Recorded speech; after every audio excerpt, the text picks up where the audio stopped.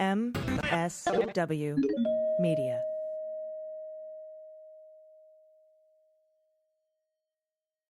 Thanks to Thuma for supporting the Daily Beans. Create that feeling of checking into your favorite boutique hotel at home with The Bed by Thuma. Go to thuma.co/beans and use code BEANS to receive a $25 credit towards your purchase of The Bed, plus free shipping in the continental U.S. News with swearing. Daily Beans, Daily Beans. Daily Beans, Daily Beans. Hello and welcome to the Daily Beans for Tuesday, June 28th, 2022. Today, the January 6th committee announces a surprise hearing to take place today at 1 p.m. Eastern with new evidence and witness testimony. A search warrant was executed on JOHN Eastman as federal agents seized his phone, forced him to unlock it, and then sent it to either D.C. or the Office of Inspector General Lab. Truth Social Funding Board has been hit with at least 8 subpoenas from the Southern District of New York, and SCOTUS has completely stripped the separation of church and state. I'm Allison Gill. And I'm Dana Goldberg. Hey, Dana, how are you? It's a loaded question, but hello. It's okay. Yeah, I'm getting through the days. I find myself getting furious and angry, and then just kind of stepping away from the news and regulating my blood pressure best I can. But health-wise, I think I'm doing better. So I'm recovering from the Rona. Good. You sound better. My voice, however, is now raspy. So yeah, we're just changing places. Yeah, I think mine is due to allergies. I haven't taken a rapid test yet, but we'll see. Later on in the show, we're going to be joined by, she's so awesome, Lizz Winstead from the Feminist Buzzkills podcast and Abortion Access Front. We're going to talk about the Roe decision. And the good news for me today is that so much news dropped on the justice front that I've been able to keep busy with that. Yes. Most of the day. And I have a lot to share, and there's a lot of really important headlines that happened today. So why don't we jump in and hit the hot notes? Hot notes. All right, the committee investigating the Capitol Hill insurrection on January 6th has added a previously unexpected public hearing for this afternoon at 1 p.m. Eastern, and that's according to the committee announcement on Monday. The panel has not revealed the hearing's topic. The announcement came as a surprise to many of us, honestly, as the committee had said it was not going to do any more hearings until mid-July, after July 11th. Democratic Rep. Benny Thompson in Mississippi, the committee's chairman, told reporters last week that the panel needed more time to go through the new documentary footage it received from documentarian Alex Holder, who possesses never-before-seen footage of Trump and his family, and also new information from the National Archives in another giant dump of documents handed over to the committee, and new tips coming in through the panel's tip line since the hearing started in order to move forward with its hearings. The committee did not reveal the witness list or topic, but said it would, quote, present recently obtained evidence and receive witness testimony. Today's hearing starts, as I said, at 1 p.m. Eastern Time. It will be the 6th hearing this month. As we know, in the first 5 hearings, the committee laid out how the former guy knew he lost the 2020 election, but pressured the former VP, state officials, and the Department of Justice to work to keep him in office anyway. Members on the committee previously laid out that its final 2 hearings would focus on the role domestic extremist groups played in attacking the Capitol and focus on that 187 minutes where Trump was doing nothing as the violence unfolded. Holder's, quote, Unprecedented, which is a 3-part docuseries about the 2020 election, will be released on Discovery Plus, which is owned by CNN's parent company, later this summer. So this isn't an urgency thing because that's coming out anytime soon. The documentary includes never-before-seen footage of the Trump family on the campaign trail and their reactions to the outcome of the election. So we've had a lot of guesses about who it is that's going to be testifying tomorrow, and Alex Holder is one of them. Also, people have floated Mike Pence, Ali Alexander, who posted on Telegram today he's flying to D.C. for an appearance, but he didn't say what. Pat Cipollone, who the committee's been poking at to come in and testify. And, of course, Mo Brooks, who has been recently slighted by the former guy after losing his election bid for Congress. So it's going to be very interesting to see what that committee hearing entails. And right here is where I will insert breaking news of any witnesses if we get them before this goes out. Ready? 1, 2, 3, go. Okay, if you didn't hear anything right there, that's because they didn't come out in time with more information. But I was hoping that thing that the agenda would leak at some point as we were recording this. So anyway, what else is in the news today, Dana? Well, we've got this is also what I would consider a good news story. A federal grand jury in the Southern District of New York, they've subpoenaed board members of the company looking to merge with Donald's social media company, Truth Social.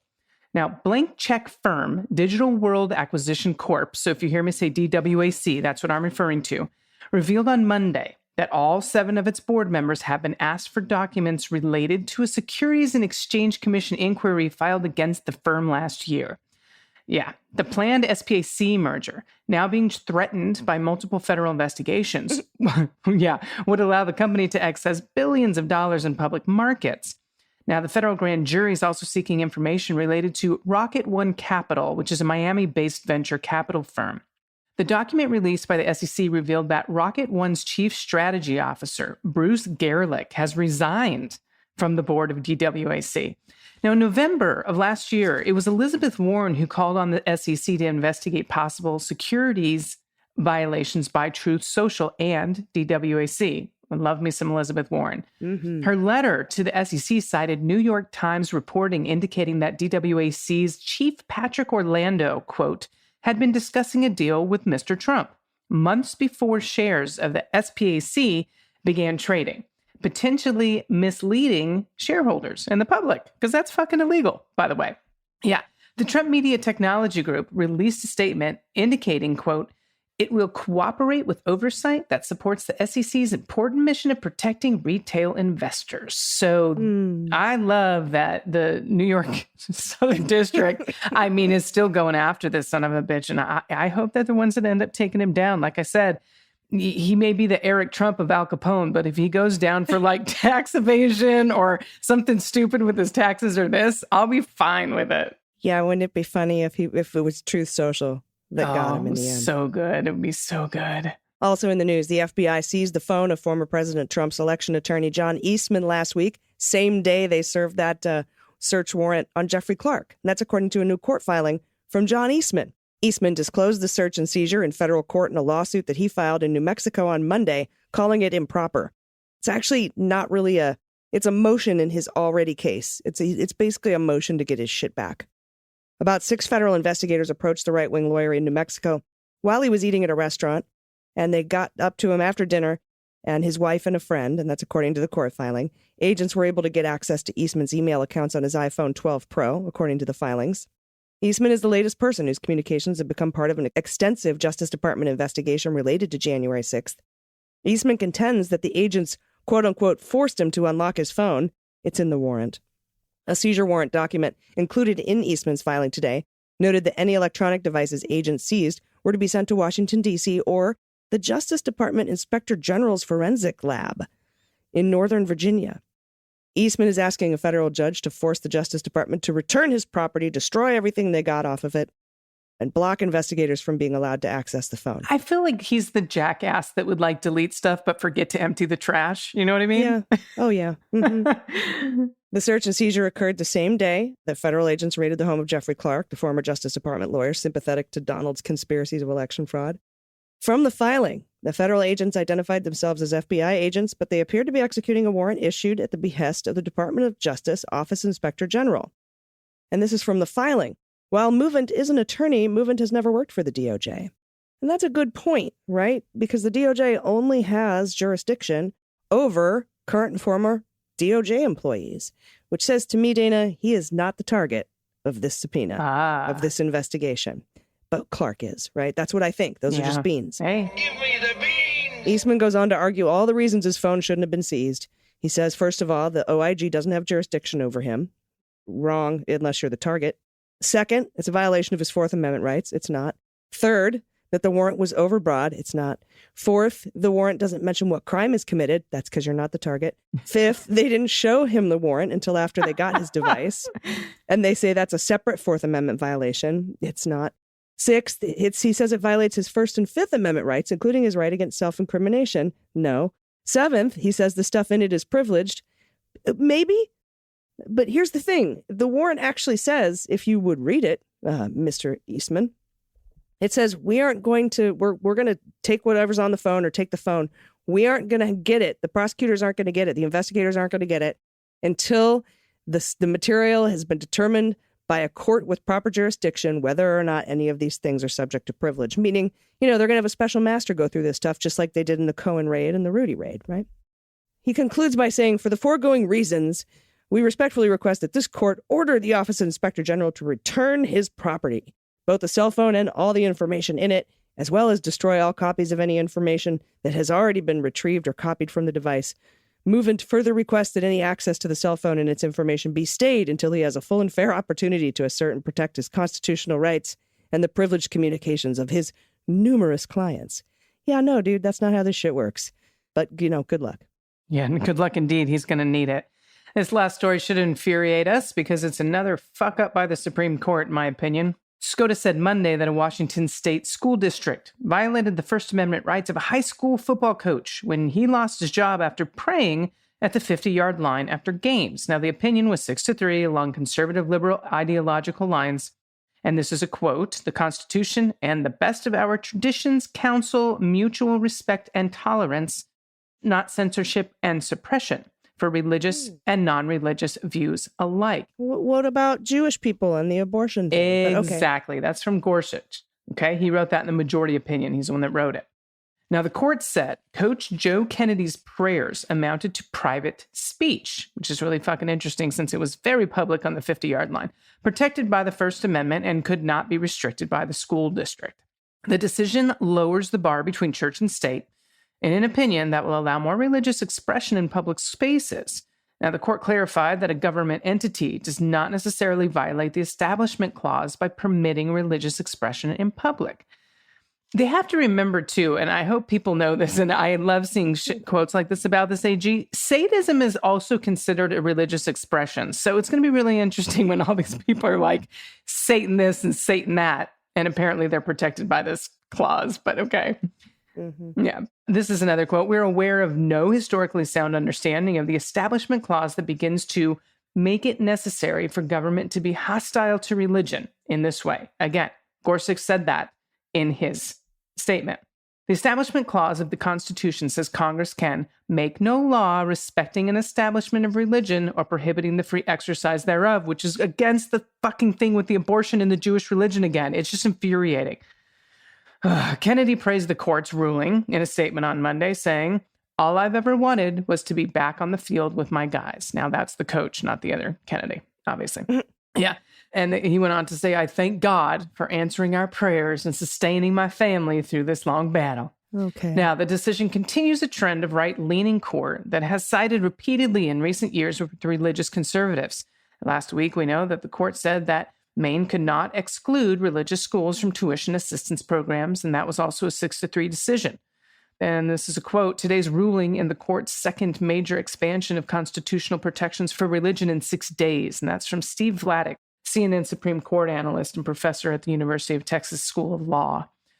Went on to say, last week, the court made it harder for states to decline to fund religious education. Today, the court is making it harder for secular schools to keep religion out of extracurricular activities like high school football. In the name of defending religious exercise, the court's conservative majority has neutered the First Amendment's other reference to religion, its prohibition of state sanctioning of it. So they've obviously caused a conflict there. Now, Justice Sotomayor, writing for the 3 liberal dissenters, said the court weakens the Establishment Clause's backstop protecting religious freedom.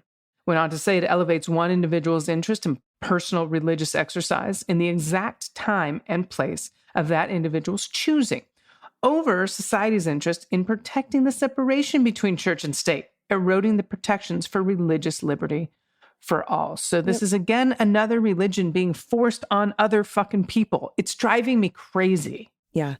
Yeah, me too. Because now, let's see what happens when they do a Muslim call to prayer during a football game. Do you think that will be allowed? No. Right, exactly. No way. All right. And then we'll see the decision that comes out that just blatantly says, no, this is a Christian nation. I mean, it's gross. It's going to be gross. And speaking of terrible SCOTUS decisions, we'll be right back with Lizz Winstead from Feminist Buzzkills and Abortion Access Force. We're going to talk about Roe. a little bit and what we can do, what we can all do. So everybody stick around. We'll be right back. After these messages, we'll be right back. Hey everyone, it's AG, and your bedroom deserves a refresh. And now is the perfect time to elevate the most important room in your home with Thuma. Thuma practices an intentional, less is more design philosophy, which I love, for your bedroom. With clean lines, subtle curves, and lifestyle-enhancing details, Thuma proves that simplicity is the truest form of sophistication. I recently purchased The Bed by Thuma. It's handcrafted from eco-friendly, high-quality, upcycled wood with beautiful, unique variations in the natural grain, and I absolutely love it. The minimalist design, featuring Japanese joinery, helps elevate my bedroom to the next level. Plus, it's super supportive for any mattress, it's breathable, and it's made to naturally minimize noise and create space. The Bed by Thuma is backed with a lifetime warranty. It ships right to your door in 3 easy-to-maneuver boxes and just takes about 5 minutes to assemble with no tools required. Along with The Bed, Thuma offers other bedroom essentials to elevate bedtime. They have the nightstand, the side table, and the tray, and they're perfect complements to the bed. Create that feeling of checking into your favorite boutique hotel, but at home, with The Bed by Thuma. And now go to thuma.co/beans to receive a $25 credit towards your purchase of the bed, plus free shipping in the continental U.S. Again, that's thuma.co/beans, thuma.co/beans for a $25 credit. All right, everybody, welcome back. I am very happy and proud to be joined today by my friend, Lizz Winstead. She is the host of the Feminist Buzzkills podcast and, doing that whole abortion access front thing. I couldn't wait to speak to you, my friend, about the news that we received last Friday that has changed not just all of our lives, but the entire direction of the country. And I would normally ask, how are you today? But I'm not going to do that. So I'm just going to say hello. What a wasted question that would be. It is. And, Allison, I think the thing that's been tremendously trying, aside from all the other things your listeners know because they're smart, is watching how this is revealing in ways that we were unclear and still are unclear. And so as an abortion rights advocate, we are taking cues from clinics who are sort of having sort of a foot drop, a little bit of the shoe drop, and so it's just like, we can't even tell you what we need because we're inundated. So it's been really rough. The one thing I will say to my friends in the media who listen to this podcast is when you are reporting from a clinic, please don't interview the patients and please don't get in the way of the escorts and the clinicians trying to do their jobs. It's been very, very rough for the Mississippi clinics, the Alabama, places where they're going, trying to still do care. The media, well-intentioned as they may be, need some lessons on how to report on a place where people are actively getting medical care. It's been a little bit insane. Yeah. Yes, that's very good advice. And I really wanted to ask your opinion on, we got one of two ways we can go. We can go with Democrats or fascists. And people might not be exactly pleased with what the Democrats may or may not be doing or are able or unable to do. How do we get together, regardless of all of the rage we feel, anger about ineffective messaging on our side, anger about there not seeming to be people who at least want to yell about getting stuff done, even if we can't get it done, versus, I feel like a lot of people are like, it's damaging our own party. It's damaging Democrats, which only helps the fascists. And I was wondering what your thoughts were on that, because I currently sit on both sides of that fence. I am really pissed off and I want better messaging, and I want the Bidens and the Harrises of the world to be talking like the AOCs and the Pramila Jayapals of the world. But on the other hand, it would just be them changing their words. Nothing else could possibly get done until more people are voted in to Congress in the midterms. So I was wondering sort of where you come down on that and what your messaging is. I think the key is, as somebody who's been doing this for a whole lot of years, all I do is bitch all day long internally and with other people in the movement about why is it that we can't move the needle. And truth be told, right now is a come to deity. It's a come to deity with all of ourselves to say, are you going to prioritize the literal humanity of people that can get pregnant?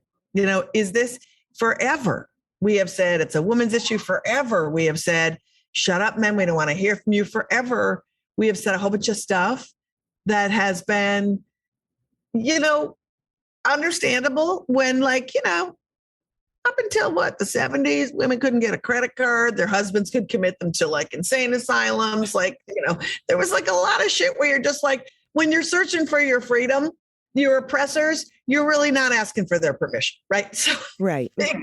So I think now that we see delineation of oppression and we have a clear-cut enemy on this issue, and that this issue is whether or not your abortion is your jam, the decision that this court came to, fuck trying to talk about privacy, fuck trying to talk about liberty. Like, the decision came down to whether or not there are freedoms that were mentioned in the Constitution will be granted as rights as we know it. And if we are in a place with a Supreme Court and a lower court, my guess, because of how things have gone, that have decided that, we all have to say, am I on that list of people who wasn't mentioned in the Constitution? Are the things I believe in on a list of shit that wasn't mentioned in the Constitution? And the answer is yes.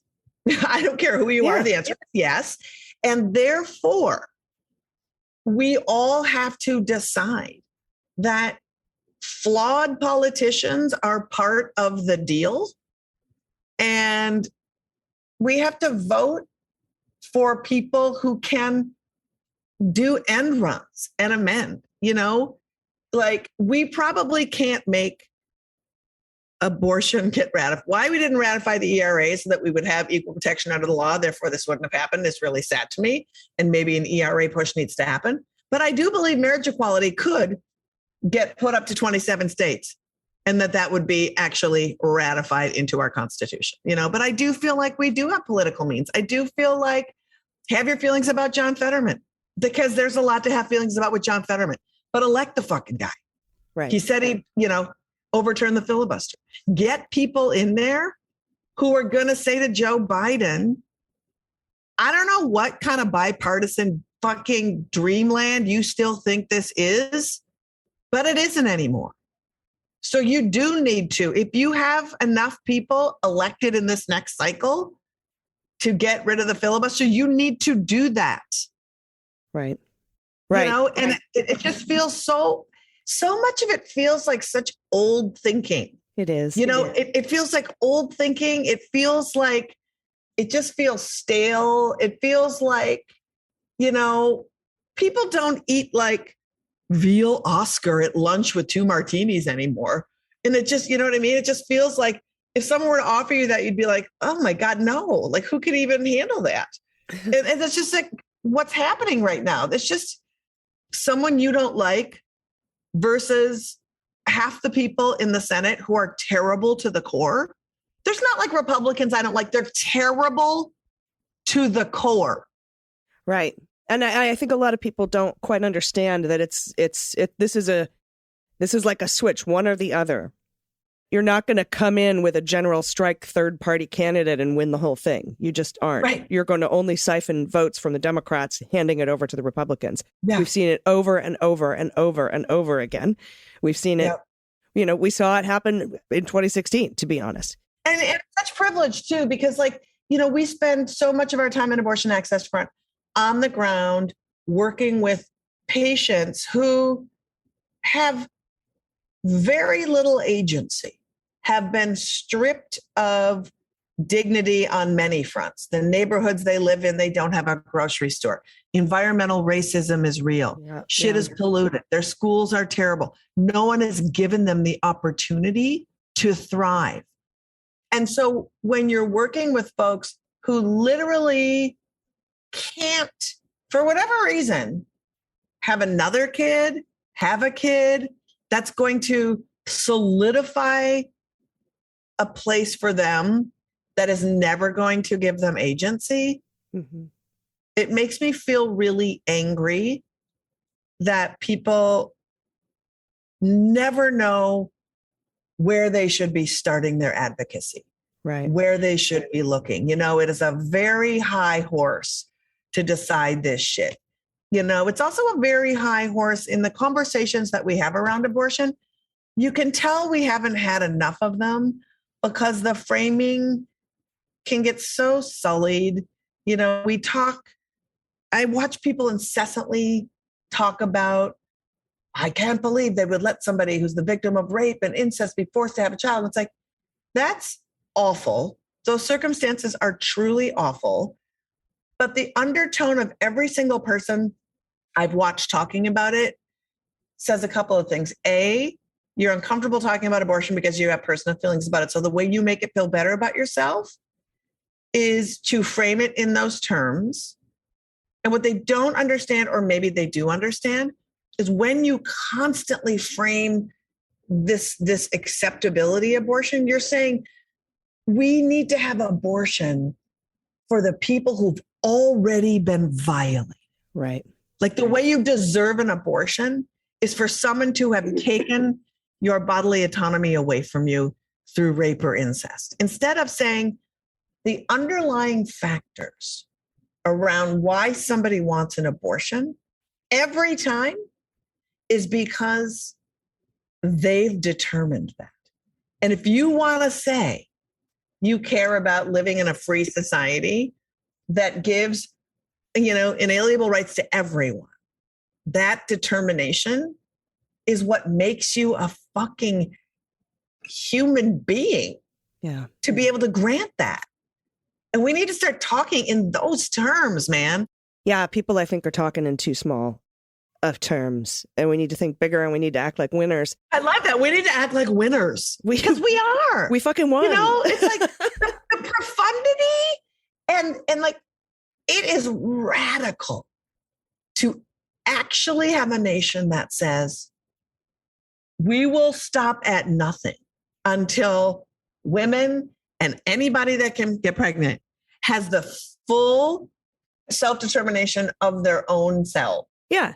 Yeah. And we need to be a party that's like, the Republicans say, you know what, I'll vote for a felon who punched somebody as long as they, go in and overturn Roe v. Wade. We have to do that on the opposite side. I'll vote for somebody who, hates Medicare for all, as long as we can have a seat at the table. Because if we don't have a seat at the table, we lose the fucking table. Democracy go bye-bye. So, well, the table was never created for us. So no, first it wasn't. Off, fuck this table, smash this table. I'd rather sit on a big fluffy couch anyway. We need to reinvent how that table goes. Yeah, the originalist table, right? The original, yeah. Because I do like the fact that we are like literally our lives hasten in the balance of a 2,000-year-old book and a 250-year-old doctorate, neither of which really gave any agency to us at all. Nope. But for fucking Sam Alito to come out and say, Johnny Christian, clear eyes, full hearts, can't lose, gets to pray on the 50-yard line because privacy,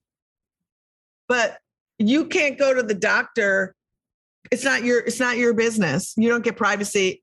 It's like, it is the biggest gaslight. It 100% is. Or to even say, well, my defense of this is that it should be left up to the states, but let's go ahead and pass a federal ban on abortion so it's no longer left up to the states. Right. And they actually used disinformation in the ruling, as pointed out by the dissenters, who had to show the photos. Like, look, this is not what fucking happened. And they're basing their ruling on a false set of facts. That's the court we have. That is the court we have. And there's only one way to get rid of it, and that's to add more seats to it. And there's only one way to do that, and that's to elect more Democrats. And I'm not saying don't codify Roe. Give it a shot. I'm not saying don't try to get abortion access on federal lands in red states or at VA facilities or military treatment facilities. Do it. I'm not saying don't try to sign executive orders. Do it. But let's all be on the team that recognizes we can't do any of it unless we elect more Democrats. And it's team long game. That's the hard part. That's the hard part. And this is the hard part. We need to be doing everything we can, which is why donate to abortion funds, help people get to the stuff they need. But unless we elect people who fundamentally in the core of their being care about the fundamentals of your core being, we are going to be sitting on this slippery slope of people who don't say abortion, don't really believe in it, feel uncomfortable. Yeah. Public opinion needs to say, you matter. Yeah.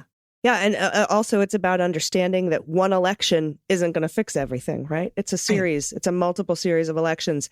And as soon as we lose one, it goes all the way back down to zero and we have to start pushing the rock up the hill again. It doesn't leave off. It doesn't leave off where we left off. It goes all the way back down. And now, as we can see, after what happened in 2016, it goes backwards. Yeah. It goes further down. It goes into a negative. It goes into Dante's seventh circle, like down, way, way down. So, it goes into the bowels of Dante's seventh circle. There's a circle and then there's the bowels of the circle. It's in the bowels of the circle. But they just want us to be exhausted. They want to beat us down. They want us to actually believe the hype. And I just refuse. I wake up every day. I put on lipstick. I got a scarf on. I'm like, I took my dog out for wine yesterday. We went on a date. Excellent. It was great. I refuse to let them steal joy or any kind of energy I have because, our world is better because of birth control and abortion. Yeah, 100%. And so the people that have made it better have used one or both of those things.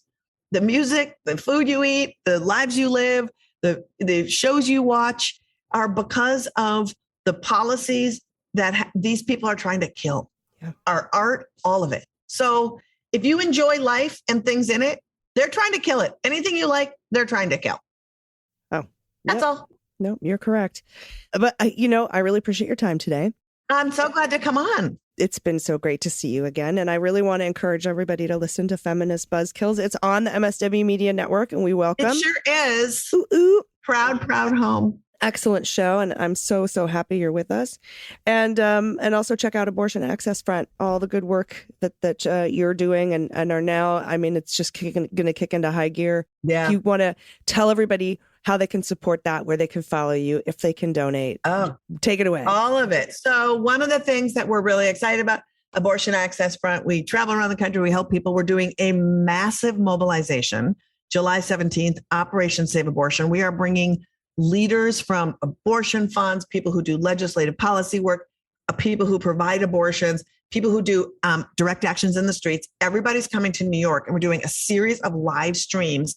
People are having house parties around the country. So it's an afternoon of orientation, giving you also tools in between to actually talk together with the people you're gathered with. And at the end of the day, we're going to hook you up locally with the people that are in your community doing the abortion work based on what you learn that day, where you feel like you can connect. So it's a really big day. We have already 1,000 houses signed up, which means 4,000 people are going to be joining, and we want more. So if you're like, what do I do? Do that. And you can find out at operationsaveabortion.com.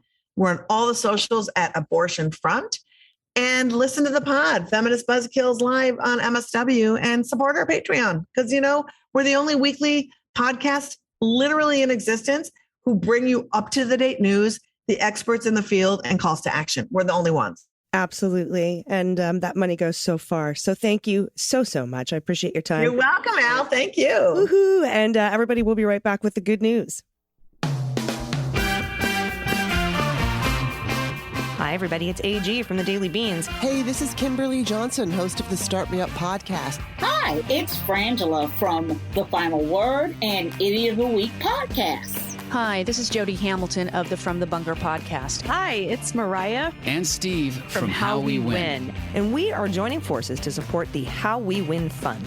The midterms are coming, and the best way we can fight back against the Republicans is to support Democrats in key battleground states. Our democracy is under attack, but we don't agonize. We organize. Yes, we do. Together, we can protect and expand our Democratic majority this November. We are so close to a Senate mansion-proof majority in the Senate. Take them out. Join the MSW Media family of podcasts and support the races that need us the most by donating to Swing Left's National Impact Fund. Just one donation goes directly to all of Swing Left's top races. A GOP stoking hate, peddling lies, and suppressing our vote means we need everyone to step up to protect voting rights. civil rights, abortion rights, the environment, constitutional gender equality, The government, our institutions, all the things. Do it. We beat Trumpism before, and together we will make history again. So go to swingleft.org/fundraise/howwewin to donate what you can. Share this with your friends and family. And let's show the GOP that the grassroots persistence is here to stay. This is how we win.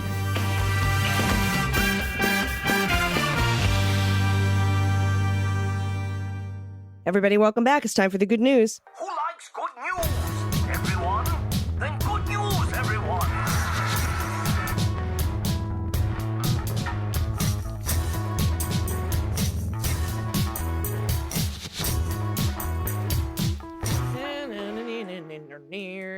Good news, good news. And if you have any good news, confessions, corrections, photos, pet pod, pet tax, whatever you want to send in to us. I take Halloween photos all year. We need the good news this week. Please send it to us at dailybeanspod.com and click on contact. And also, we are now going to archive the imposter beans that's out there floating around. Imposter beans. So if you're listening to us on Apple Podcasts and you're not a premium subscriber, head to apple.co/beans, all lowercase. It's your last chance today to subscribe to the right one. Otherwise, you'll hear a show that sounds like it could be the Daily Beans, but it's actually me saying, "Moo ha ha ha, you've been tricked. This isn't the real Daily Beans," and I'll just tell you to go to the other website. So anyway, let's start off with Anonymous, pronoun she and her. Hello, Beans, ladies and gents. Longtime listener, longtime patron of the pods, plural, since 2018 or 2019. I listen to the Beans as I'm washing the breakfast dishes or driving to classes at my local community college. Nice. I appreciate you breaking down what's happening in the world of politics into digestible bite-sized chunks, seasoned with necessary snark and sarcasm. 2 bits of good news.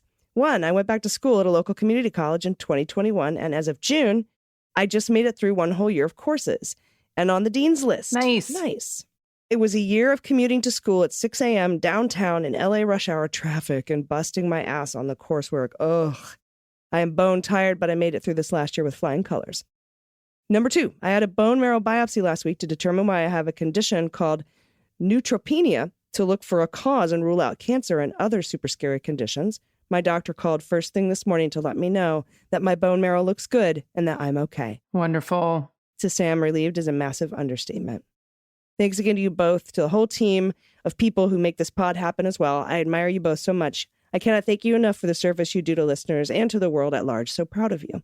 My pet tax, my sidekick, Pickles, an 8-year-old tortie who never leaves my side. We adopted her as an adult rescue from Paws, Chicago in 2016. Here she is snuggling with me after my bone marrow biopsy last week. And for some reason, in our notes, the picture isn't here, but we will make sure that it is in the show notes. Because we need to see a little snuggler. We need to see a snuggler. Yes, I do. All right, this is from Jen, pronoun she and her. Short piece of good news. While on our short vacation to LA last week, I love this, we stopped into Newberry Candy thanks to Dana's recommendation. Such delicious toffee, chocolate-covered gummy worms, and more goodies than we could imagine. They said they had a full weekend and were fulfilling so many orders thanks to our wonderful Daily Beans family, which means our love and support is stronger than hate. Yay. Yes, as the hate continues throughout our country and the world, I appreciate this crew and our daily sunshine of good news. You all are the best. I submit for tax a pic of me in front of the Newberry store with the beautiful pride decorations, plus a nice pic from our backyard that gave me a moment of zen amid the recent chaos. I love that you went there. This is a great shot and you have amazing glasses. And I love the hair too. Right? Jen, thank you for doing that. And this backyard looks so peaceful. Oh, I need whatever kind of tree that is. That's a gorgeous picture. Beautiful. Gorgeous picture. Thank you so much for that. And thanks for stopping into Newberry Candy. Next up from Anja in Sarasota by way of Germany, the Nebraska, she, her. Hi, lovely ladies. Thanks for breaking down the news for us. It's really helped making sense of our current state of affairs. I want to submit my pet tax. This is Ivy, my beautiful 6-year-old Saint Bernard. Oh, she is the spreader of joy and love. She walks the farmer's market as though she owns the place. She does. She's probably giant and loves to get pets and make people smile. Last week we took her to the Pride Pet Parade. She also thinks my husband is hilarious. Oh my goodness, this is awesome. Look at the barrel of love. I know. Free hugs. Oh my God, what a great picture. with the husband So and the adorable. dog. Yep. Yes, thank you. I love all of that. Thank you so much. All right, this is from Alana, pronoun she, her. Hello, Beans Queens. Thank you for everything you do. You've been a part of my morning routine for a few years, and I love how you keep me informed about the news and the absolute fuckery that's American politics. As I'm reading about Roe being overturned, my heart is breaking for my neighbors to the south. Even though we knew this was coming, I'm fucking angry, but at the same time, so thankful that I live in Canada, where Morgan Taylor is still good law and not at risk of being overturned anytime soon. Although I will not be personally impacted by the SCOTUS overturning Roe, I fear for those who will be impacted and what rights they are coming for next. I was hoping you can give us non-American listeners an idea of how we can help. I can tell you, you can send down a marriage application if anyone wants to take me in. And you got, I'm open. I'm open. Okay. As for my good news, I got called to the bar in September 2021. I conducted my first trial and delivered closing arguments in March. And last week in the first call ceremony they have ran since COVID, I was officially introduced as a member of the British Columbia Law Society. Ooh. Nice. My parents came from Ontario to watch the ceremony, and I got to spend the weekend with them. That's awesome. Yay. For pet tax, I have pictures of my former roommate's cats. The white one is Bruce. I think he's part Norwegian forest cat. He's a pretty boy, and he knows it. The tuxie is Bane, and this is what happened the first time they asked me to cat sit. Yes, that is a toy stuck on his head, and he made me chase him around the room for a good 5 minutes before I could remove it. Okay. Okay, the first cat is very regal. Look at Bruce. Oh my God. Bless the cat's head. Oh, there are two kinds of cats in this world, and there they are. I got to say, Bane is I feel Bane in my bones. Oh man, for sure.